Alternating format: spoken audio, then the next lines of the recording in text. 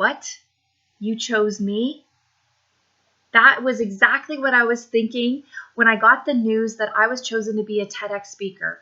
Now, this was traumatizing for me because I only submitted the audition video to get over my fear of creating a live video. I never in a million years thought that I would be chosen. Then I had this holy crap moment where I have to prepare an 18-minute talk and give this talk in front of 140 people. What was I going to do? I did what I thought was the best thing. I'm just going to create it and deal with the fear after. 2 weeks before the final on-stage event, I had an opportunity to practice my talk in front of a group of coaches. And I remember driving to the location where they were going to be at. And before I walked in the door, I sat in my car for 10 minutes. I was dripping in sweat. I could feel my heart rate, my heart pounding. I was sweating. I was nervous. My hands were shaking. My knees were shaking. And I didn't believe that I could do it. I was terrified. It was the most terrifying experience of my life. And I wasn't even on stage. I just had to do it in front of a group of 4 people. So I walked in and I took a deep breath. And the 4 coaches were standing in front of me. And their eyes were staring at me and they had smiles on their face. And I didn't see 4 coaches in front of me. I saw 4 judges, 4 people judging me, critiquing me, giving me feedback. It wasn't going to be good enough. All of these thoughts were going on in my head. And I had to just find the energy and the courage to just do the talk. So they said, whenever you're ready, start. So I took a deep breath and I couldn't start. 5 minutes later, the first words came out of my mouth. Do. And there was nothing. I had nothing. I could not remember the first line of my TED Talk. I couldn't remember what I had been practicing for 2 months every single day. Nothing came out. Now, I had my cue cards in my hand. I had to read my cards. And even reading the cards, I still couldn't get the talk out. The feeling of dread and fear and anxiety was so overwhelming.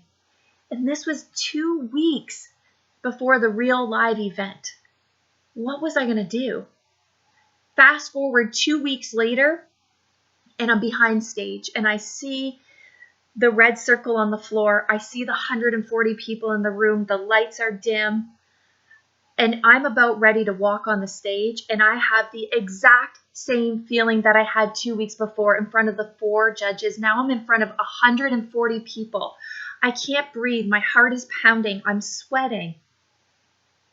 Hi, I'm Tina Brigley, and I'm a breakthrough results coach and head of social influence at High Performing Coach.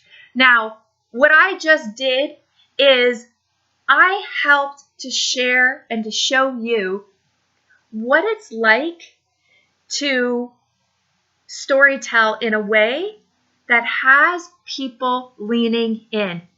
I left you on a cliffhanger, and I did that for a reason. Because when you, as a coach, are sharing your story and you leave your audience on a cliffhanger, what you're doing is you're releasing dopamine. Dopamine is a feel-good chemical. It's in the same family as adrenaline. It increases in attention. It increases memory. So what I just did was I helped put you in my situation.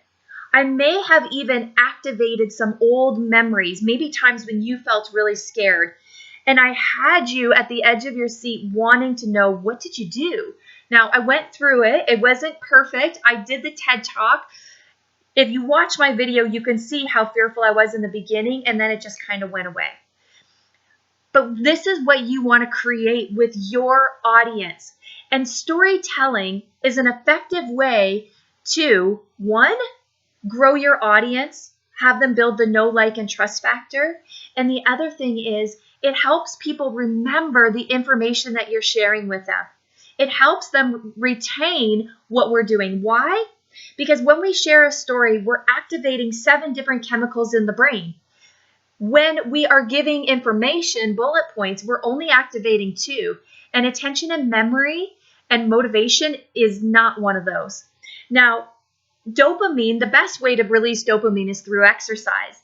But think of this as exercising the brain through storytelling, exercising your audience, compelling them to want to take action. How do you do this? Now, if you watched my other videos, you would have saw that I taught you how to tell a story step by step with the hook, the story, the teachings. And if you haven't seen those videos, go back and watch them because they're really important. But this is the why it's so important. Storytelling is a way for us to draw people in. I think of a lighthouse. And what is the purpose of a lighthouse? The lighthouse is to shine a light to help sailors, boaters through the fog, to find out where they're going. Think about that with our clients. Sometimes our clients are living in a fog.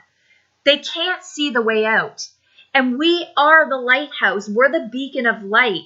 But when there's so many lighthouses, how do they know which one to go to? They're going to go to the one that they can connect with. They're going to go to the one that's in their line of vision. We get to create that line of vision. Our people will tune in to our light, to our stories. And what you want to do is you want to sometimes leave people on a cliffhanger.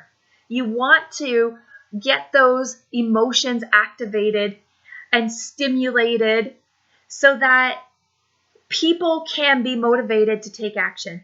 So people can remember. Now remember this phrase right here.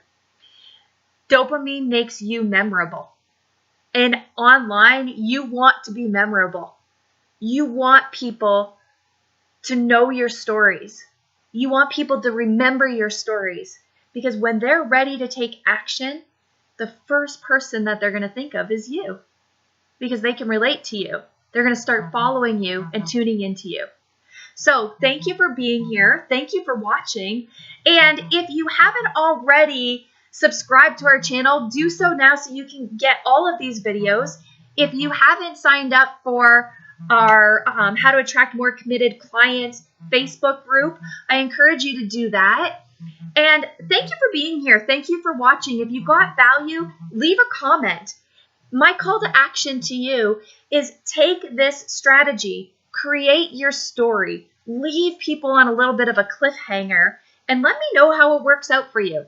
Let me know how you did and what the response is and what the engagement is. Because at the end of the day, we want to create more clients and we want to create more ideal clients. And creating clients is the one thing that grows our business. So happy creating, happy storytelling, and thank you. And I'll see you soon. Bye.